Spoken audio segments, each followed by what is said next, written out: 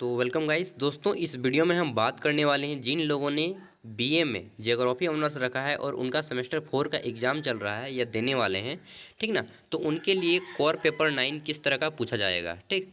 तो यानी कि कहने का अर्थ है कि BA geography honours core paper 9 किस तरह का आता है। तो देखिए, ये 2020 में एग्ज़ाम लिया जा चुका है, एक पेपर दिखा रहा हूँ। इसमें 3 घंटे समय दिया जाता है, फुल मार्क्स आपका 60 होता है और बाकी के 40 मार्क्स आपको कॉलेज की तरफ से मिलते हैं। अब देखते हैं यहाँ पे क्वेश्चन किस प्रकार पूछा जाता है। ध्यान देने वाली बात यहाँ पे है दोस्तों कि यहाँ पे बोला गया है कि क्वेश्चन नंबर 1 इज कंपलसरी, ठीक। यानी कि आपको प्रश्न संख्या 1 ऑब्जेक्टिव टाइप का है, इसे बनाना ही बनाना है। इसमें 4 विकल्प यानी कि ऑप्शन दिए गए हैं। तो आइए देखते हैं क्या क्या क्वेश्चन पूछा जाता है। सबसे पहला पूछा गया है कि मेसोपोटामिया का मैदान स्थित है। मेसोपोटामिया आपने मालूम होगा कि विश्व की सबसे प्राचीन सभ्यताओं में से एक माना जाता है मेसोपोटामिया की सभ्यता, जो कि प्राचीन इराक का नाम है, इराक देश को कहा जाता था। यह कहाँ पे स्थित है ये आपको बताना है। अफ्रीका में, ऑस्ट्रेलिया में, दक्षिण अमेरिका में या एशिया में। तो यह एशिया में ही स्थित है, ठीक ना, साइड में। उसके बाद हमारा दूसरा क्वेश्चन आता है, फेजेंडा बड़ी बाग हैं। फेजेंडा एक बगीचा होता है, तो यह किस फसल का होता है ये आपको बताना है। आम का, सेब का, कहुआ का जिसे आप कॉफ़ी भी बोलते हैं, या केला का। तीसरा क्वेश्चन है दोस्तों, अफ्रीका को कहा जाता है, अफ्रीका को कैसा महाद्वीप कहा जाता है। तो आपने सुना होगा कि अफ्रीका को अंध महाद्वीप या काला महाद्वीप कहा जाता है।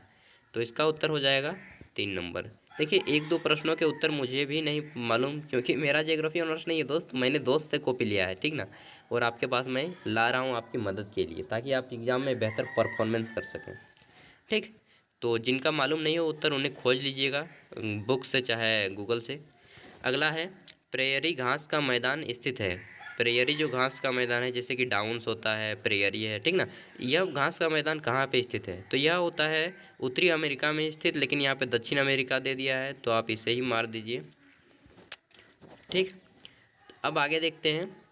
तो आगे आता है हमारा मिस्र देन है, यानी कि मिस्र जो देश है, जिसे आप इंग्लिश में इजिप्ट कहते हैं, इजिप्ट, इसे नील नदी का देन कहा जाता है। तो इसका ऑप्शन 1 सही हो जाएगा। दूसरा है हमारा नेक्स्ट क्वेश्चन F नंबर, यानी कि छठा क्वेश्चन, सहारा मरुस्थल, यानी आपने पढ़ा होगा सहारा डेजर्ट इज सिचुएटेड, कहाँ पे है स्थित। तो यह है, आप सभी को मालूम है, अफ्रीका में, दक्षिण अफ्रीका में। तो इसका उत्तर 1 हो जाएगा। आगे देखते हैं। तो आगे आता है हमारा ग्रेट बैरियर रीफ, यह एक भाग है। तो यह क्या है, प्रशांत महासागर का एक भाग है ग्रेट बैरियर रीफ। प्रवाल भित्ति जिसे अंडमान निकोबार है ना हमारा, बस उसी तरह ग्रेट बैरियर रीफ जो है प्रशांत महासागर में एक छोटा सा द्वीप है, उसी को कहा जाता है। और यह ऑस्ट्रेलिया के सामने स्थित है, ठीक। प्रवाल भित्ति कहा जाता है, आप उसे समझ पाएंगे तो समझ लीजिए, प्रवाल भित्ति है एक प्रकार का, जो कि ऑस्ट्रेलिया में स्थित है, ठीक। तो इसका उत्तर हो जाएगा ऑस्ट्रेलिया। देखिए दोस्तों, मैं आपको बेहतर तरीके से समझाने की कोशिश करता हूँ, फिर भी अगर मुझसे कुछ गलती होती है तो बताइएगा, मैं इसे सुधार करूँगा। अगला है, ऑस्ट्रेलिया और न्यूजीलैंड 2 देश है, ठीक ना। ये किस लिए मशहूर है, ये इसका उत्तर आप खोज लीजिएगा। मत्स्य पालन कृषि के लिए, या बागानी कृषि के लिए, या स्थानांतरित कृषि के लिए, या दुग्ध कृषि के लिए। तो इसका उत्तर आपको बुक पढ़ेंगे तभी मिलेगा, क्योंकि ऐसे ही मोबाइल से मिलने वाला नहीं है ये चीज़। तो 1-2 क्वेश्चन होते हैं इस पर टाइप के। आई नंबर क्वेश्चन है हमारा, यानी कि 9 नंबर क्वेश्चन, ऑस्ट्रेलिया और न्यूजीलैंड के बीच कौन सा सागर स्थित है। तो ऑस्ट्रेलिया और न्यूजीलैंड के बीच कौन सा सागर स्थित है ये आपको बताना है। लाल सागर, काला सागर, भूमध्य सागर, या फिर आपका तस्मान सागर, ठीक। आगे देखते हैं हमारा। तो विश्व का सबसे बड़ा तंबाकू उत्पादक देश कौन सा है। तो विश्व का सबसे बड़ा तंबाकू उत्पादक देश कौन है दोस्तों, तो चीन है, चीन, ठीक। तो ध्यान रखिएगा, ये चीन सबको पिलाता है, खिलाता है और स्वयं आगे बढ़ता है। अब यहाँ पे बोल रहा है कि फिल इन द ब्लैंक्स, यानी कि खाली स्थानों की पूर्ति करना है, या रिक्त स्थानों की पूर्ति करना है। इसके क्वेश्चन जो है टोटल हमारे उधर 10 के 10 मार्क्स मिलेंगे और इधर 5 के 5 मार्क्स मिलेंगे, यानी कि 15 मार्क्स, ठीक। पहला है, संसार की सबसे बड़ी नदी कौन सी है। तो संसार की सबसे बड़ी नदी क्या है, नील नदी, आपको मालूम है, बचपन से पढ़ते आए हैं। अगला है, ग्रेट डिवाइडिंग रेंज महादेश में स्थित है। तो यह किस महादेश में स्थित है, ग्रेट डिवाइडिंग रेंज, तो यह ऑस्ट्रेलिया में जो है ना एक पर्वतमाला है, तो उसी को कहेंगे। तो ऑस्ट्रेलिया यहाँ पे भर दीजिएगा। ऑस्ट्रेलिया की सबसे बड़ी पर्वत को ही ग्रेट डिवाइडिंग रेंज कहा जाता है, ठीक। तो ये समझ लीजिए, इस यहाँ पे ऑस्ट्रेलिया भर देना है। आगे देखते हैं दोस्तों, तो हमारा सी नंबर क्वेश्चन आता है, कालाहारी मरुस्थल महादेश में स्थित है। किस महादेश में?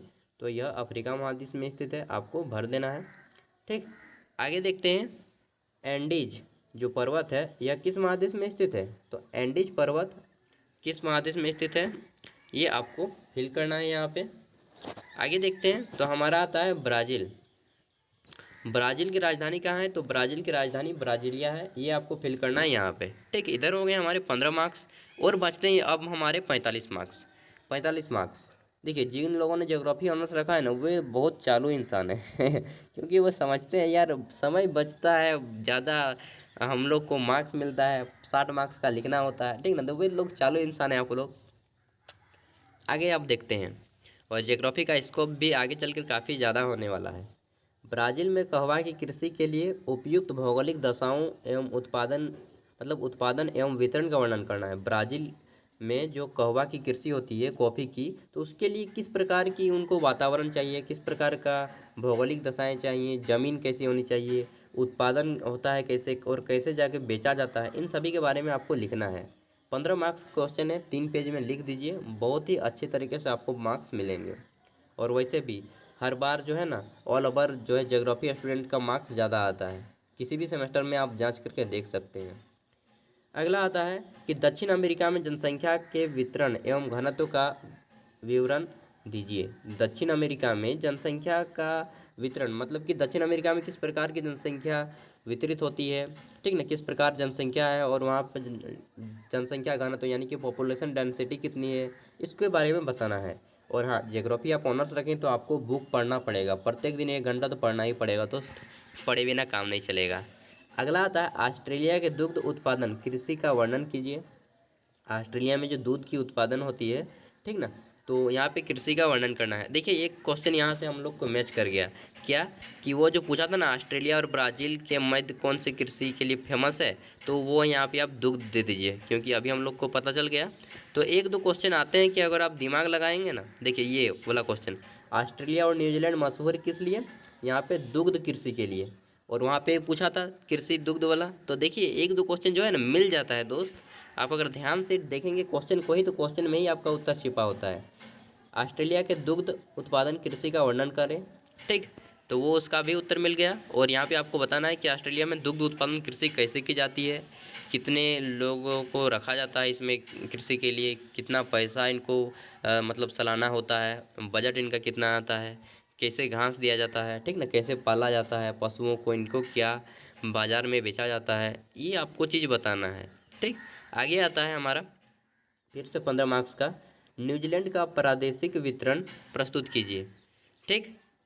देखिए यहाँ पे आपको सभी नहीं बनाना है, केवल 3 प्रश्नों के उत्तर देने हैं, ठीक। इधर तो हमारा 15 मार्क्स का हो गया जी, तो अब इधर आपको किन्हीं 3 प्रश्नों के ही उत्तर देने हैं, तब आपका 45 मार्क्स हो जाएगा। और इधर 15 मार्क्स, 45 और 15 60 मार्क्स, ठीक। तो आपको ये उत्तर दे दीजिए, ये उत्तर दे दीजिए, ये उत्तर हो गया, या फिर किन्हीं 3 प्रश्नों का ही उत्तर देना है। न्यूजीलैंड का प्रादेशिक विवरण प्रस्तुत करें। अफ्रीका के भू प्राकृतिक प्रदेशों का वर्णन कीजिए, यह भी 15 मार्क्स का है। अर्जेंटीना का भौगोलिक वितरण प्रस्तुत कीजिए, यह भी 15 मार्क्स का है। अथवा मरुस्थलीय पर्यावरण में मानव के क्रियाकलापों का वर्णन करें, ठीक। आगे देखते हैं, तो आता है हमारा 8 नंबर क्वेश्चन, हॉटेनटॉन या बोरा के सामाजिक एवं सांस्कृतिक पहलुओं का वर्णन कीजिए। तो ये हो गया टोटल हमारा ज्योग्राफी का क्वेश्चन दोस्तों, कि किस प्रकार पूछा जाता है एग्जाम में। आई होप, मैं उम्मीद कर सकता हूँ अब कि आपको वीडियो काफ़ी अच्छी लगी होगी और मैं बेहतर तरीके से आपको समझा पाया होगा। तो वीडियो को मैं, अगर आप हमारे चैनल पर पहली बार आएँ तो प्लीज़ सब्सक्राइब कर लीजिएगा, बड़ी मेहनत से आपके लिए वीडियो बनाते हैं दोस्त। और कोई भी डाउट हो मन में तो आप हमें कमेंट कीजिएगा, अब हम आपके हर उत्तर का जवाब देंगे। थैंक यू, वीडियो देखने के लिए दिल से धन्यवाद। पढ़िए, एग्ज़ाम में बेस्ट परफॉर्मेंस दीजिए। तो चलिए, वैसे मेरा भी एग्ज़ाम है, तो बाय। और हाँ, आपको 15 मार्क्स इधर बनाने हैं और उधर 15 मार्क्स के जो है क्वेश्चन है उसको 3 ही लिखने हैं, ठीक। 60 मार्क्स का आपका एग्ज़ाम होता है, तो आप बहुत ही अच्छे ढंग से आप एग्ज़ाम दीजिए, और बाय।